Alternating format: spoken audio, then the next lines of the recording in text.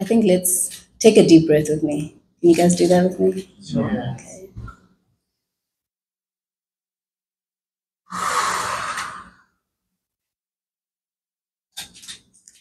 Here I hold sin in my hands, proof that I am a woman, proof of the pain inflicted on me that I silently bear, proof that I labor, but not one, not two, not even three souls care or share my burdens.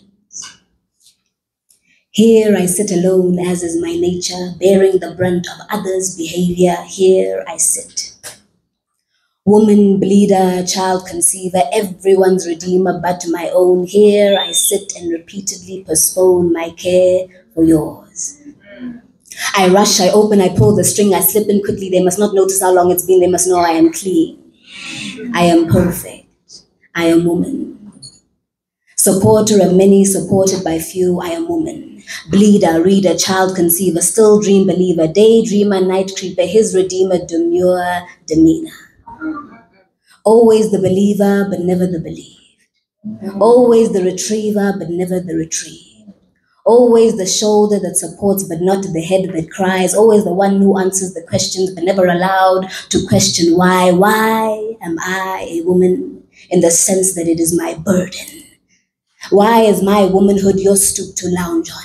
Your convenience to always count on? My body you always rest on? My limits you always press on? My character in your rom-com? Why am I a woman in the sense that it is my burden? Bleeder, reader, child conceiver, everyone's redeemer, but never my own.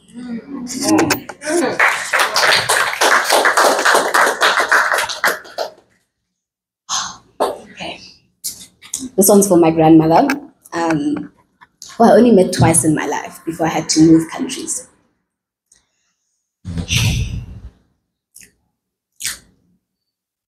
The bitter fruits of English bruised our tongues before we could truly taste the mahodu of our mother's vernacular.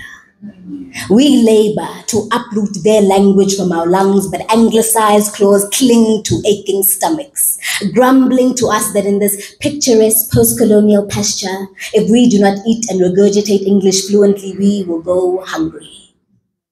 I have been sinking my fingers into the soil to replant indigenous tongue trees, and whilst digging, I discovered infinite entangled weeds that are scrambling.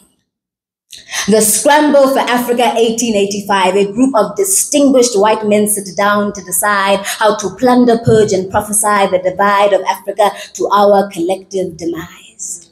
Are our ancestors present at the table? Oh yes, they are the buffet. And by the end of the feast, cocoa countries are licked off the fingers of civilized European beasts. For the breakfast of 1888, Cecil John Rhodes dines on all of our diamonds, sprinkled on all of our black daddies who disappeared into the depths of his stomach's mines. It was told that the big hole sucked and swallowed a father's voice. By the time he traveled home, his son did not even recognize his echo. Simangaliso, Simangaliso, the father called, but the son did not hear him because his teacher had renamed him. You see, the rolls of Roniklachlas had always burnt Miss Labushkakni's tongue. So Simangaliso became Simon, became Simi. Silently, over centuries, the black father was severed from his family, sucked the marrow from his bones, and spat out his ancestry. For the lunch of the 1900s, King Leopold II slurps on succulent slices of Congolese captives. Mother tongues are chopped off of daughters and replaced with more sophisticated syllables as punishment for not producing enough rubber. Perhaps the rubber was used for our language's erasure, and that is why they rewrite our history so fluently, but only in English, French, and Portuguese. Over 100 years later, and we are still their dinner and dessert. The dark cocoa skin of Cote d'Ivoire children is melted, molded, and manufactured in Sweden, consumed by the Swiss. But the worst plot twist, our very own neo-cocoa-skinned capitalists have joined the banquet. Some of our leaders lick their people off their lips like lint, becoming the cannibals of their own continent. How can we survive when we are still being consumed? How can we thrive when our mouths drip with the modern-day juice of ancient imperial bitter fruits? Dear mother tongues, I pray that you are seeds so that when they try to bury you like they buried our history, our true tongues will finally taste on the fruits of our freedom.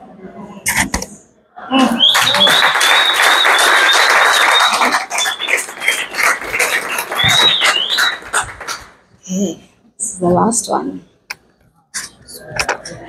So quick. Huh? Tell us my story. Well, I just said you're not there. You're waiting. I don't know. You maybe keep on waiting. Oh, okay. Yo. Must I talk about this poem? Must I just do the poem? I'll just do the poem. Just do the poem. Sometimes the poem will speak. Okay.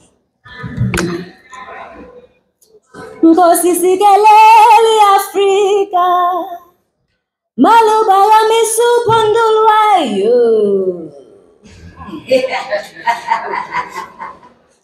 In the Republic of We Starve Here, our citizens have a savings account for breaths, because tomorrow we do not know if the revenue service will tax us for breathing.